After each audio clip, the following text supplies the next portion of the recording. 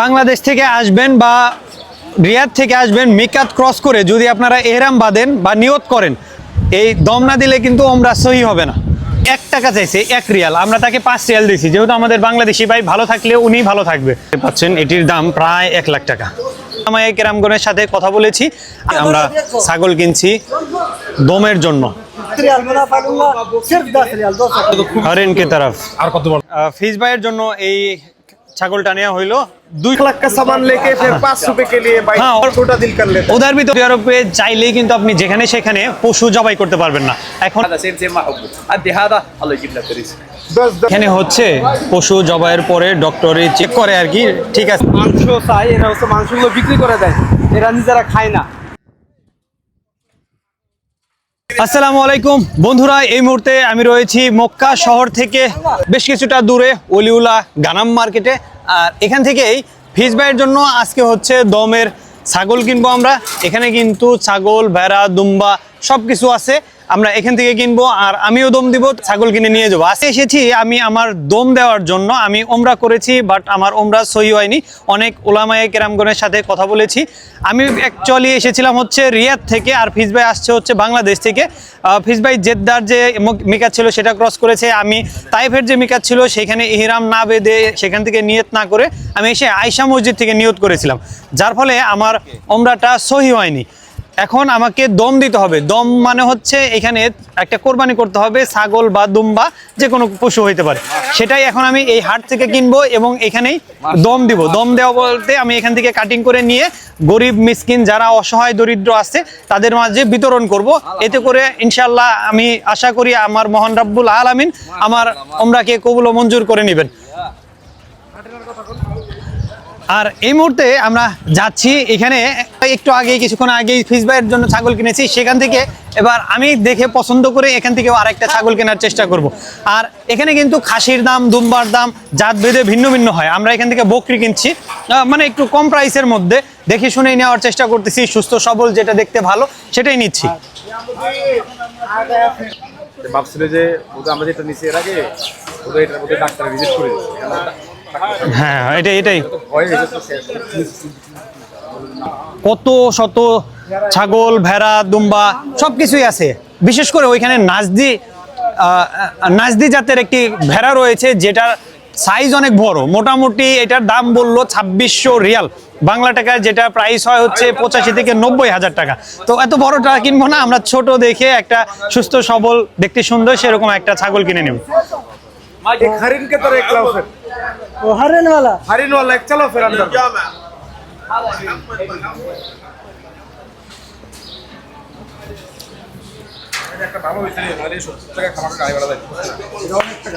হ্যাঁ, পাতলা হবে। ওইটা হচ্ছে অন্তত 4-5 কিলো কম হবে, 4-5 কিলো কম হবে ভাই। দেখেন সাইজ, ওটা মোটামুটি একটা শুট হাম দেহে ছিল।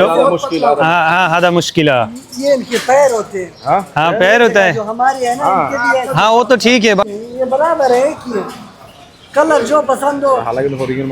हाँ अच्छा, ये सही है, এটা ঠিকঠাক আছে। इसका प्राइस कितना चाहिए? हम उससे पूछते हैं, पूछो ना भाई। 10 किलो से कम होगा ये, 10 किलो से कम होगा। हाँ उससे जो पहले लिया था ना, उससे 1 किलो। नो नो नो, उससे तकरीबन 4 से 5 किलो कम होता है। इंशाल्लाह नहीं, आप वजन करवा लेना, हम वजन करा लेंगे, वजन तो हाँ वजन, हाँ जरूर करा लेंगे इंशाल्लाह इंशाल्लाह। कम होगा, हाँ অনেক কম হবে। कितना ये देना तो चाहिए। प्राइस कितना है? सुदानी मुदीर 220 हो गया। ये छोटा है, ये छोटा है भाई, प्राइस कम होता है। सुने सुने भाई, मेरी बात सुनो, ये अगर आपको देगा भी सीना आखिरी, अब जो उससे पूछ भी लो, मैं इधर से अगर देगा भी सीना, रो के आपको 200 नहीं देगा, इससे कम 1 रियाल नहीं देगा। मुझे भाई सुने, मेरा बात होता मैं आपको আচ্ছা 70-80 হ্যাঁ নেন, সমস্যা নেই। আচ্ছা এই ছাগলটা দেখা হচ্ছে, এটা মানে আমরা প্রাইস 200 কম বলতেছি, এখন দেখি দামাদামি করে কেনাকাটা করা যায় কিনা। সেই আমরা ছাগল কিনছি দমের জন্য। এখানে কিন্তু খাসির দাম, দুম্বার দাম জাত হিসাবে ভিন্ন ভিন্ন হয়। আমরা কম টাকার মধ্যে ছাগল কিনবো। देखो माशाल्लाह, तेरी देखो कितना बड़ा, देखो इसका देखो माशाल्लाह। इसका प्राइस कितना है? सिर्फ आपके लिए वल्लाह ये मैंने खुद 240 का लिया है, 10 रियाल मुनाफा लूंगा, सिर्फ 10 रियाल 250 आपके लिए। इसका प्राइस 250। वही बोले आपको 13-14 साफ ही निकलेगा। वैसे तो ज्यादा है, अगर इसके साथ ये এটা তো পুরো হরিণের মতো শিখছে। हरन की तरह। এটা দেখো, এটা দেখো। এই যে তো খুব হরেন কে তরফ। আর কত বড় দিবে? ভাই রে ভাই, এটার সাইজটা দেখেন কি বড়। এই বল। মাশাআল্লাহ, দেখেন কি সাইজ, মানুষের সমান সাইজ। Валабба. Конечно, মাশাআল্লাহ। конечно. You are from Somalia?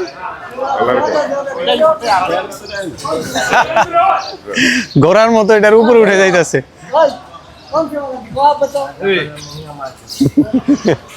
নাজদিক গ্রুপের এই যেই দুম্বাটি দেখতে পাচ্ছেন, এটির দাম প্রায় 1 লাখ টাকা, 85 থেকে 90,000। এটা 2600 रियाल চাচ্ছে। इसका गोश्त कितना होता है Najdi. नजदीक? किलो किलो कितने का? Kilo और ये तो ना मेरी पहली बात। ইনশাআল্লাহ অনেক দামাদামির পরে এই যে ফিজ ভাইয়ের জন্য এই ছাগলটা নেওয়া হইলো 200 রিয়ালে। شوف اسمع. নিয়ে নিলাম 180 রিয়ালে। এই যে কালো কালার যেটা, এটা मेरे को इधर भी देना है। हाँ, इधर भी देना पड़ेगा, उधर भी कटिंग करने के लिए। Please please please. Lakh lakh का सामान 500 रुपए के लिए क्या करता है मेरे भाई? लाख लाख का सामान लेके फिर 500 रुपए के लिए भाई। हाँ, और छोटा दिल कर लेता उधर भी तो लगता है, इधर भी लगता है। है। ओ لا لا 500 कोई। والله ما في والله ما في قسم ما في Give I'll give you I'll give you والله قسم I'll give you. So you give him 5 you give him 5. عربية عربي. ما احبه قال هذا سيم سيم ما احبه ادي هذا الله يجيب لك رزق بس ده فشت انا اول حاجة اسوي هذا ও ওরে বাবার 5 টাকা দেন না, নিতে পারলে খারাপ না। यार मोहब्बत करता है আচ্ছা বাদ सही भाई লাখপতিরা যখন 5 টাকার লয়ে কাহিনী করে তো কি করব? চলেন আয় আয় ভাই।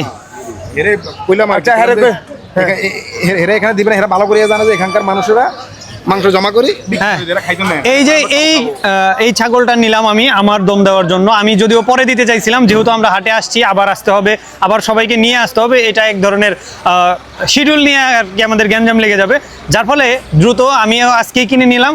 আজকে এখান থেকে নিয়ে কাটিং করে মানুষের মধ্যে বিতরণ করে দিব ইনশাল্লাহ।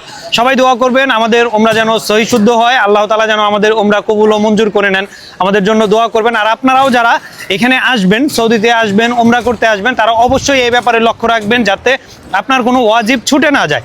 যদি ওয়াজিব ছুটে যায় তাহলে কিন্তু আপনাকে এই কাফারা বা দম দিতে হবে, এটা একদম বাধ্যতামূলক, খুবই জরুরি। যদি না দেন তাহলে এর জন্য আপনার কোনো পুণ্য তো হবেই না, সওয়াব তো হবেই না, বরঞ্চ গুনাহগার হবেন। এই গুনাহ থেকে মুক্তি পেতে হলে অবশ্যই আপনাকে দম দিতে হবে। যেহেতু আমার ছোট্ট একটা মিস্টেক হয়েছিল যে আমি তায়েফ থেকে এহরাম করে আসিনি, এহরাম বেঁধে আসিনি, নিয়ত করে আসিনি, না এসে আমি আয়শা মসজিদ থেকে নিয়ত করেছি, এহরাম পরেছি। এজন্য এটা সহি শুদ্ধ হবে কি হবে না এটা নিয়ে প্রচুর মতবিরোধ আছে। তো এজন্যই আর কি আত্মার প্রশান্তি, আল্লাহ তাআলাকে রাজি খুশি করানোর জন্যই আজকের এই পদক্ষেপ।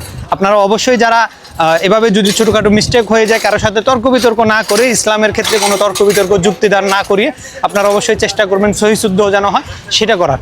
তাহলে চলুন আমরা এখন কাটিংয়ে যাই।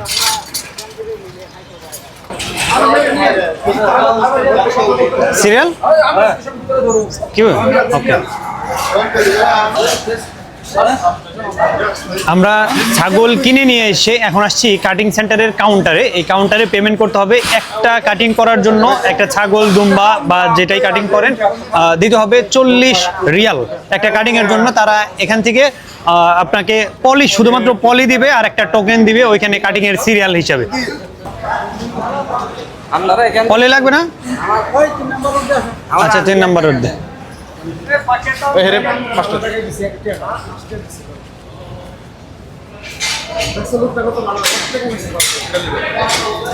হ্যাঁ উনি মাত্র 1 টাকা চাইবে। হ্যাঁ, আমরা ওনাকে 5 টাকা দিয়ে দিয়েছি, যেহেতু দেশি ভাই। আগের লোক বলছে ভাই 10 টাকা দেন আমাকে। যেহেতু দেশি ভাই, উনি হচ্ছে 1 টাকা চাইছে, 1 রিয়াল, আমরা তাকে 5 রিয়াল দিয়েছি। যেহেতু আমাদের বাংলাদেশি ভাই, ভালো থাকলে উনি ভালো থাকবে, আমার দেশের মানুষ। এখন হচ্ছে আমাদের আবার এখানে সিরিয়াল ধরতে হবে, এখানে জবাই হবে, তারপরে কাটিং করবে। হ্যাঁ, ভিতরে আবার ভিডিও এলাও না কিন্তু। সৌদি আরবে চাইলেই কিন্তু আপনি যেখানে সেখানে পশু জবাই করতে পারবেন না।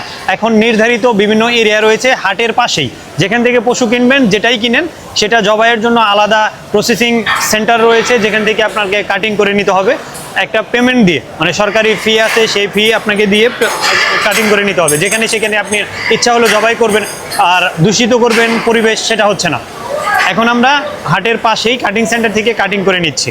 আপনি যেই দেশে বসবাস করবেন, যেই দেশে যাবেন, সেই দেশের রুলস যেন ভঙ্গ না হয়, কোনো একটা আইন ভঙ্গ করে যেন আপনি শাস্তির সম্মুখীন না হন, সেই সাথে আমার দেশের যেন বদনাম না হয়, এটা আপনাদের কাছে অনুরোধ রইল।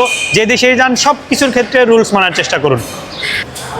এখানে হচ্ছে পশু জবাইয়ের পরে ডক্টরের চিকিৎসা হয়, মানে ডক্টরে চেক করে আর কি ঠিক আছে কিনা।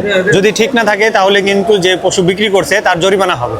এই যে পিছনে দেখতে পাচ্ছেন উনি হচ্ছে ডক্টর, এই যে উনি চেক করতেছে। যদি এটা ঠিক না থাকে তাহলে যিনি বিক্রি করছে বা যে ফার্ম থেকে আমরা কিনছি তার জরিমানা হবে। এখানেই জবাই করেছি, জবাই করে কাটিং টুটিং সব কিছু কমপ্লিট করে এখন নিয়ে যাচ্ছি। এখন এইগুলো নিয়ে আমরা হারাম শরীফের এরিয়ার আশপাশের যেই এরিয়ার মধ্যে আসলে বৈধ বিতরণ করা গরিব দুস্থ অসহায় মিসকিন এদের মাঝে বিতরণ করব। দুই ভাই একসাথে আসলে আমরা সেম্বুল করেছিলাম, দুই ভাই একসাথেই আমরা দমের জন্য এই যে ছাগল কিনে কোরবানি করলাম আর কি। এবং এখানে কিন্তু মাংস চাই, এরা হচ্ছে মাংসগুলো বিক্রি করে দেয়, এরা নিজেরা খায় না, তো যার কারণে এখানে দেওয়া যাবে না, আপনাকে হচ্ছে যাচাই বাছাই করে যে দম দিলাম সেগুলোই এখন প্যাকেট করতেছে এই যে আমাদের জহিরুল ভাই, সর্বাত্মক সহযোগিতা করতেছে বুদ্ধি পরামর্শ দিয়ে বা সব কিছু, এই যে নিজেরাই দায়িত্ব নিয়ে সব কিছু করতেছে। ভাই অনেক অনেক ধন্যবাদ। এটা আমাদের দায়িত্ব, আমাদের ভাই ব্রাদার আসবে আমাদের কাছে, এটা তো আমাদের দায়িত্ব, তাই না? সেটা তো অবশ্যই। পিসগুলো অনেক বড় বড় করছে না? হ্যাঁ, এটা তো ভাই যাকে দিব মানে ডিস্ট্রিবিউটের সুবিধার্থে আর কি। ভাই মোটামুটি মিলাই যেভাবে সুন্দর হয় মিলাই দিচ্ছে। হ্যাঁ ভাই তো এই বিষয়ে এক্সপার্ট। হ্যাঁ, কাঁচা মাংস আসলে এই দেশে দেওয়া নিষেধ নাকি? হেঁটে হেঁটে দেওয়া যাবে, হেঁটে হেঁটে মানে ঘুরে ঘুরে আমরা এই লোক খুঁজে খুঁজে দিব, সেটা এই দেশে আমরা করতে পারবো না। যার ফলে এখানে যারা পরিচিত ভাই ব্রাদার আছে এদের মাধ্যমে এইগুলা বিলি করতে হবে আমাদের। এখন গিয়ে বিতরণ করব। তো আপনারাও যারা এই টাইপের ভুলগুলো যদি হয়ে যায়, জানায় অজানায়, ভুলেও যদি অজান্তেও যদি এই ভুলগুলো করে ফেলেন, অবশ্যই ওলামায়ে কেরামদের সাথে কথা বলে সহিশুদ্ধ করার জন্য ওয়াজিব ছুটে গেলে এই দম দেওয়া বা কাফফারা করা বাধ্যতামূলক। আর যদি সেটা না করা হয় তাহলে কিন্তু সেটা আপনার গুনাহের কাজ হবে, সওয়াব তো হবেই না। তো আমরা আসলে চেষ্টা করলাম নিজেদেরকে সহি শুদ্ধ করার। আপনারা অবশ্যই আমাদের জন্য দোয়া করবেন। আর আপনারাও যদি কোনোভাবে ওয়াজিবটা ছুটে যায়, নিয়ম থেকে যদি কোনো ওয়াজিব ছুটে যায়, বড় কোনো ভুল করে ফেলেন, তাহলে কিন্তু আপনারা এটা করে নিতে পারেন। আর এখানে আসলে আপনার বাজেট অনুযায়ী, আপনার পছন্দ অনুযায়ী শুধু সুস্থ সবল দেখে কেনার চেষ্টা করবেন, যেগুলো আপনার পছন্দ হয় এরকম। আমরা কম টাকার মধ্যেই কিনেছি যতটুকু আসলে আমাদের এই মুহূর্তে দরকার ছিল, তবে সুস্থ সবল দেখে আমরা পছন্দ মতোই কিনেছি। তবে এইখানে কিন্তু আরেকটা সুবিধা আছে, আপনি কেনার পরেও এখানে মেডিকেল চেক আপ হয়। কাটিংয়ের পরে চেক আপে যদি কোনো ধরনের তারা মনে করে যে এই পশুটা মানে খাওয়ার জন্য উপযুক্ত না, অসুস্থ, তাহলে কিন্তু সেটা হচ্ছে ডক্টরে একটা রিসিট লিখে দিবে। সেটা নিয়ে আপনি ওই যে খামার থেকে কিনছেন, যে হাটের যার কাছ থেকে কিনছেন, তাকে দেখাইলেই সে হচ্ছে এটার জন্য জরিমানা দিয়ে আপনাকে আরও একটা পশু দিয়ে দিবে আর কি। তো যা হচ্ছে ইনশাল্লাহ পরবর্তী ব্লগে আমাদের জন্য সবাই দোয়া করবেন। আর হচ্ছে আমাদের যদি কোনো ভুল ত্রুটি থাকে অবশ্যই ক্ষমা সুন্দর দৃষ্টিতে দেখবেন। ভালো থাকবেন, সুস্থ থাকবেন, আল্লাহ হাফেজ।